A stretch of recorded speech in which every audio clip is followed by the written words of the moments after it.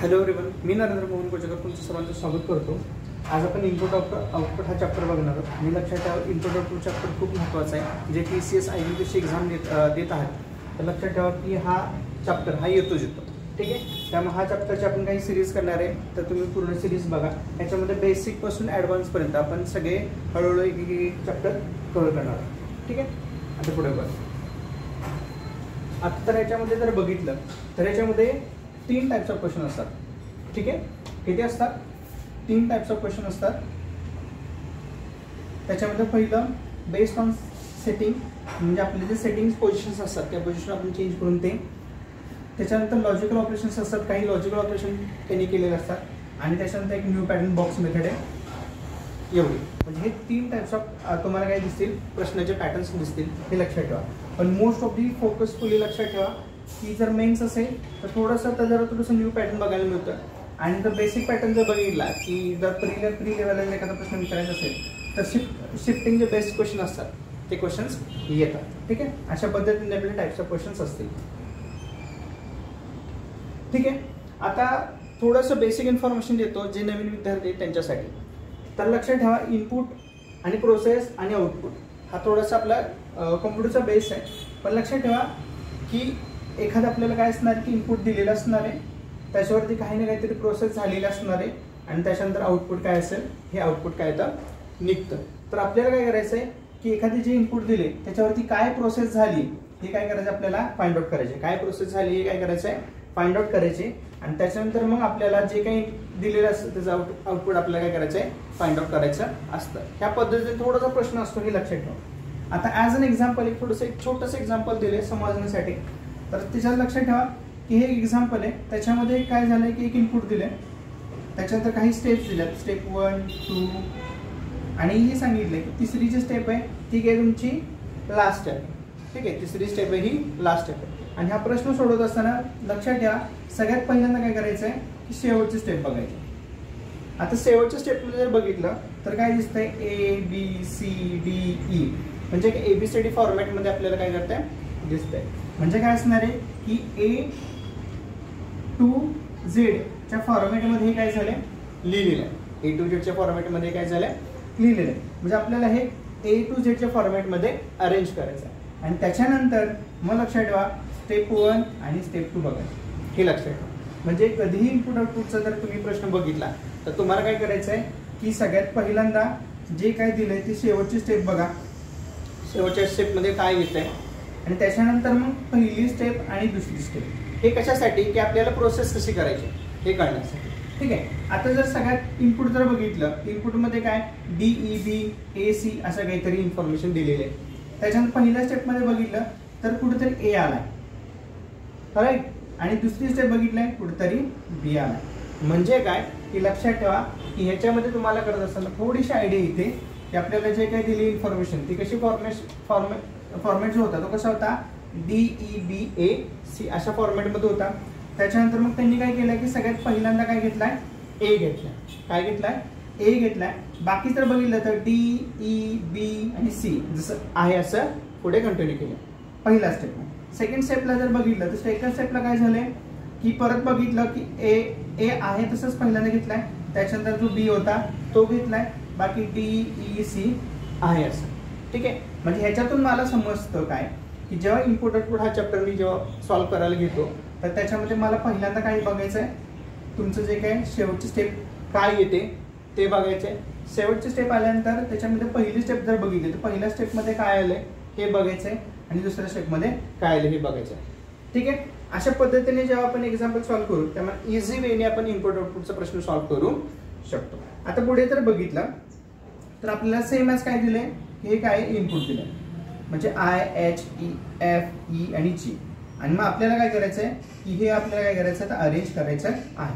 आता हे अरेंज करायचं आहे, ते करत असताना ऑब्व्हियसली मग आपल्याला काय करायचं आहे ABCD A to Z च्या फॉर्मॅटमध्ये अरेंज करायचं, A to Z च्या फॉर्मॅटमध्ये काय करायचं आपल्याला अरेंज करायचं, हे आपल्याला कळालं। त्याच्यानंतर मग लक्षात ठेवा की मग आता पहिली स्टेप काय असेल, आता याच्यामध्ये जर बघितलं अल्फाबेटिकल अरेंज केलं तर सगळ्यात पहिल्यांदा काय येईल रे, ऑब्व्हियसली काय येईल आपला E येईल, बरोबर का नाही, आणि बाकी सगळं आहे असं। ह्याच्यामध्ये बघा पहिल्या स्टेपला काय आला E आला, त्याच्यानंतर मग I, H, F G I असं. ठीक आहे. त्याच्यानंतर दुसऱ्या स्टेपला ई नंतर काय येतो रे, F येतो, राईट. मग दुसऱ्या स्टेपला त्यांनी काय घेतला, हा जो F आहे तो F घेतला, बाकी I H G I असं. त्याच्यानंतर तिसऱ्या स्टेपला काय असेल, F नंतर काय येतो, G येतो, बरोबर ना, G येतो, मग G घेतला, बाकी I असं. तिसऱ्या स्टेपला काय येतो, H येतो, बाकी I असं. मग ते लिहित असताना I काय जातो तुमच्या शेवटी जातो, ॲज इट इज अरेंज होतो. म्हणजे आपल्याला टोटल स्टेप्स किती लागणार आहे अरेंजमेंट कम्प्लीट करण्यासाठी, 1 2 3 आणि 4.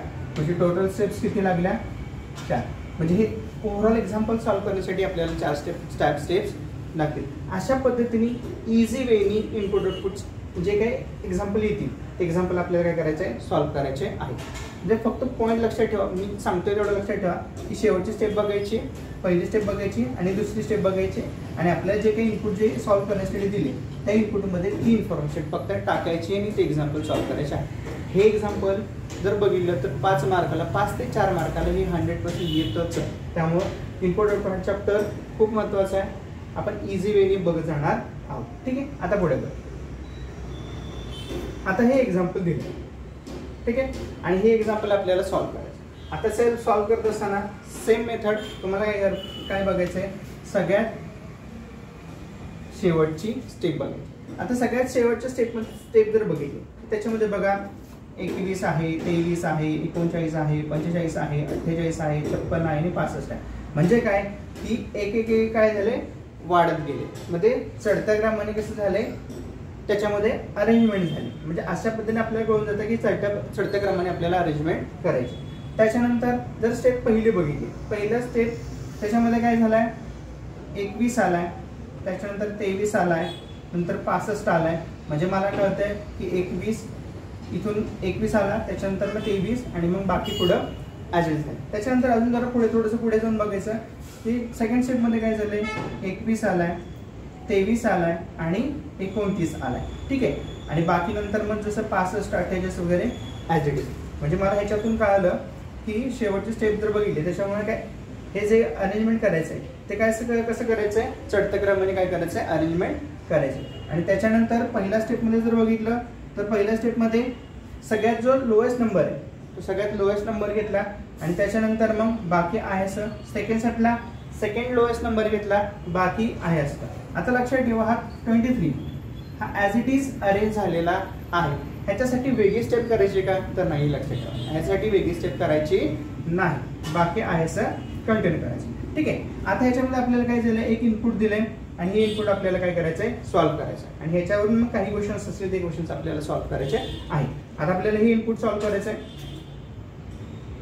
आता हे इनपुट मी इथं लिहून घेतलं. ठीक आहे. आणि सेम आपल्याला जी पहिली मेथड जी सांगितली होती ह्या मेथडमध्ये काय करायचं होतं की अरेंज करायचं होतं स्टेप बाय स्टेप. जसं जसं आपण चढत्या क्रमाने अरेंज करतो त्या चढत्या क्रमाने अरेंज करायचं आहे आणि स्टेप बाय स्टेप आपल्या सगळ्या स्टेप्स कव्हरेज करायच्या आहेत. ओके. आता आपण एक्झाम्पल कसं सॉल्व्ह करायचं ते बघूया. ठीक आहे. आता इथं जर बघितलं इथं जर बघितलं तर इथं काय होईल, आपली पहिली स्टेप बघा. आता पहिली स्टेप, आता पहिल्या स्टेपमध्ये सगळ्यात लोएस्ट नंबर काय आहे, 16. ठीक आहे. आणि त्याच्यानंतर बाकीच्या सगळ्या गोष्टी ॲज इट इज. म्हणजे काय की आपण ही ज्या प्रोसेसमध्ये जर बघितलं होतं पहिल्या ह्या प्रोसेसमध्ये काय होतं की शेवटच्या स्टेपमध्ये बघितलं तर 21 23 29 म्हणजे चढत्या क्रमाने सगळे काय येते नंबर होते. आणि पहिल्या स्टेपमध्ये काय झाला की सगळ्यात लोएस्ट नंबर होता तो घेतला, बाकी as it is. Same method मग आपल्याला काय करायचे, इथं करायचे. सेम मेथड इथं करत असताना सगळ्यात पहिला नंबर काय असणार आपला, काय असणार आहे, 16. सगळ्यात पहिला नंबर 16. आणि त्याच्यानंतर बाकी मग आपलं जे नंबर्स असणार त्याच्यामध्ये 35 आहे, त्याच्यानंतर 96 आहे, त्याच्यानंतर 98 आहे, 28 आहे, त्याच्यानंतर 36 आहे. आता 16 ऑब्व्हियसली पहिल्यांदा आपण घेतल्या त्यामुळे परत त्याला रिपीट करायचा नाही. त्याच्यानंतर 29 आहे आणि 33 आहे. हे सगळे आहे असे दिले. आता सेकंड स्टेप मध्ये जर बघितलं 16 नंतर काय येईल बघा. आता काय येईल, 35 96 28 36 29 33 काय येईल, ऑब्व्हियसली काय येईल 28 आहे. म्हणजे काय असणार इथं 16 35 सॉरी करेक्शन करा, आपल्याला काय करायचं आहे 16. 16 नंतर काय असणार आहे ऑब्विसली काय असणार आहे 28.